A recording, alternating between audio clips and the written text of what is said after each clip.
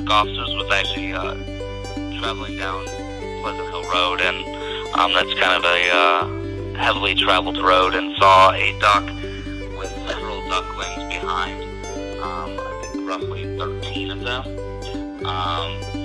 trying to cross Pleasant Hill, and due to the traffic, sort of got kind of separated, some of the ducklings from the duck, and so our officer tried to assist them crossing, and at some point some fell through the sewer drain. They were able to kind of cordon them off and, kind of surround them, place several, including a dog, in a cage.